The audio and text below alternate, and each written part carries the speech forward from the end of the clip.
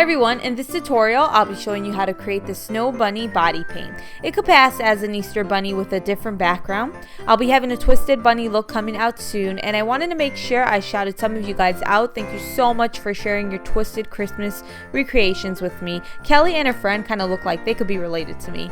Anywho, if you want to know how to recreate this look, keep on watching. Okay, you want to start the look off by imagining you are a bunny. That's the key to this look. No, I'm joking. Anyways, take a white eyeliner pencil and draw the shape of your bunny nose and outline the belly of your bunny so you don't paint these areas white. Once you're done tracing, you're going to take your white paint and paint your bunny's fur. While painting, there was a certain point where I reminded myself of Lady Gaga in Applause. Anyway, when you paint the fur on the body, you want to paint it in small strokes so you can start building up that fur texture. So just on the body, you don't really want to do that on the face because on the face is going to look too streaky. Using a thicker brush like me, you want to use the very tip of the brush to create the streaks, or you can use the brush on the side of it. So I'm using like a foundation brush, and I'm using the very tip of it, and then I also use the side of it. Paint your ears, which I hate to do, but you want to make sure you paint your ears if you're wearing a wig because it's going to show through the wig your like natural skin color from your ears, and then it just looks funny. So you want to make sure you paint it whatever color the body is. You want to mix a light gray color together and use that to define the fur on the body and a little bit on the face, not too much on the face, but mainly around the body, especially where near the belly is. And what you want to do is you want to use a fan brush to do this. It's going to be perfect for creating those first strokes. If you're using just a single brush, it's going to take longer, so you use that fan brush makes it much more easy and much more realistic looking. For the belly, I start off using a light pink color as the base for it. So you just paint the entire center of the belly pink.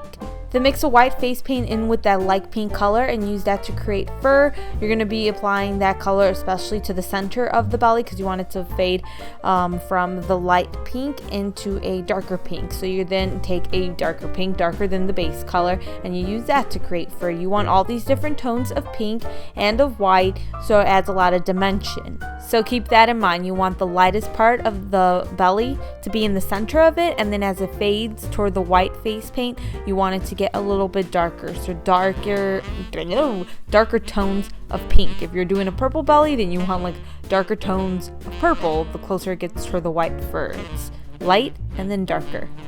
For the nose and lips, I did the same thing. I used a light pink color as the base color for the nose and for the lip. And then once I was done with that, I took a darker pink color and used it to define the nose and define the lips by just outlining them. Paint on the lips, you want to make sure you paint a line that starts where your nose, the tip of your nose is, and goes down to your cupid's bow. So that area is really defined and it makes the part above your lip look a little bit more poofy.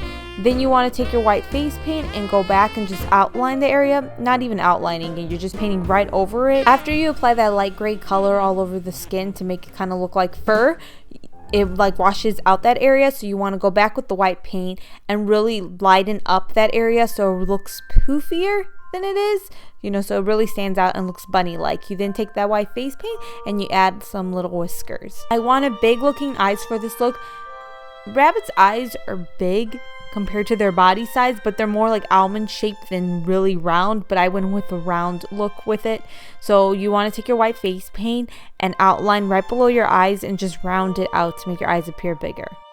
The gray face paint to add some fur that's right above your eyebrow, so like really stands out because the little fur strokes that I created earlier, you can't really see them. Like in person you could, but in the camera you couldn't, so that's why I ended up doing that. I then take that gray face paint and I outline the whiskers with it to kind of start creating a shadow there, and then I use it to start outlining my eye.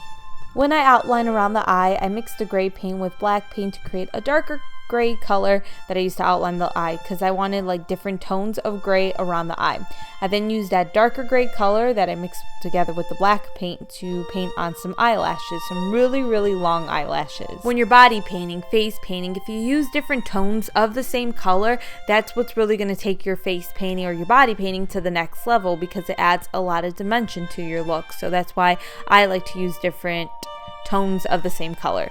The next thing I did was shade. To shade, I use a black eyeshadow. I make sure I don't have too much on the brush. If I do, it's going to come out too black when it touches the skin. So I make sure I dust some of it off onto the back of my hand before shading. And I shade around the mouth and around the cheeks, the bunny cheeks, especially like right below the whiskers to make that area really stand out and appear puffier.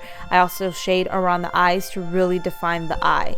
Shading is so important for this look. It kind of what makes it look more like a bunny, if that makes sense. So you want to shade a lot. You also want to create some fur strokes with the eyeshadow, and it'll define the fur. It'll add depth there so people can see single hairs rather than just like, oh, just a paint stroke there and it's like white there and it's pink there. They'll actually start to see like little pieces of hair, you know, that it kind of looks like. So you want to do a lot of shading.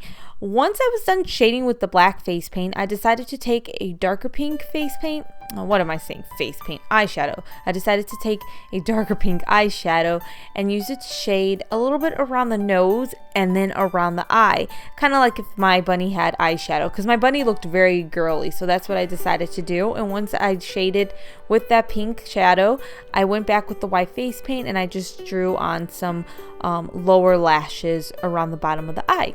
Last but not least, I outlined my lash line using a liquid eyeliner, and then I applied plenty of mascara to my top lashes, not my bottom lashes, because if I did that, you'll see my eye shape more than the bunny shape that I painted on. So that's it for the tutorial. If you ever feel like, hey, I want to turn into a bunny, hopefully this was helpful. So I'll see you guys in my next tutorial. Take care. Bye.